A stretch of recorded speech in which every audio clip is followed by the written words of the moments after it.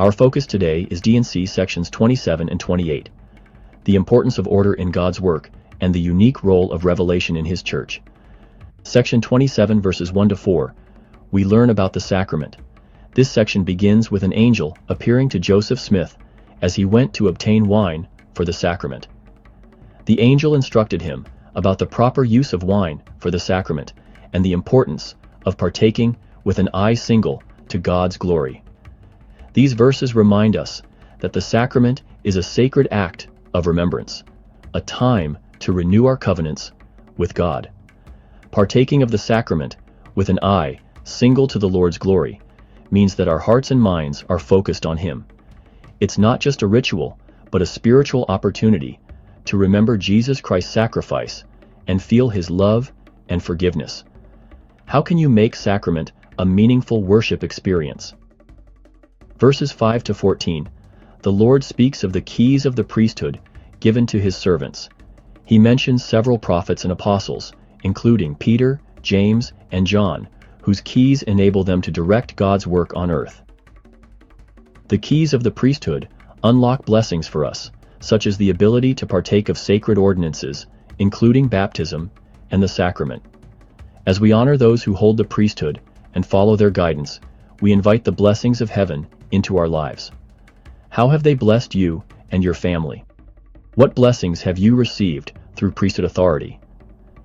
In these verses, we also learn about the armor of God, which helps us stand firm against evil. The Lord outlines the spiritual armor we need, including the breastplate of righteousness, the helmet of salvation, and the sword of the Spirit. President M. Russell Ballard taught that spiritual power comes not from grand acts, but from many small, daily acts that fortify our spiritual defenses. The armor of God is a reminder that we need to make small, consistent choices to stay strong in the face of temptation. As you read these verses, think about how you are putting on the armor of God. Which pieces do you feel you need more of in your life to help you withstand the challenges you face? Doctrine and Covenants, section 28, where we see a moment of confusion in the early church. Hiram Page, one of the 8 witnesses of the Book of Mormon, claimed to receive revelations for the church. Many members were confused, unsure of whether these revelations were truly from God. The Lord's response in this section is clear. He has called one person, the prophet, to receive commandments and revelation for the entire church. Joseph Smith was the one chosen to lead the church through divine revelation. However, the Lord also affirmed that individuals can receive personal revelation for their own lives and purposes. This teaches us an important principle. God's work is always done in order.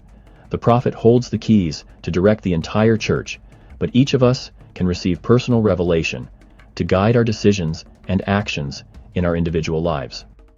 In verses 8 to 9, the Lord reveals the significance of sending missionaries to the Lamanites. This mission was crucial to the fulfillment of God's promises to the Book of Mormon people and to bringing the gospel to the descendants of Israel. Oliver Cowdery's mission to the Lamanites was part of a larger plan to reach all of God's children. It teaches us about the importance of missionary work and the way the gospel blesses all people, regardless of background or heritage. As we think about the mission to the Lamanites, consider how we can be part of God's plan to share the gospel. Are there ways you can share the good news with others, even in small, meaningful ways? From the sacrament to the priesthood keys to personal revelation, everything is directed by God in His perfect timing and order. He has given us the tools we need to follow Him and to be part of His plan for His children.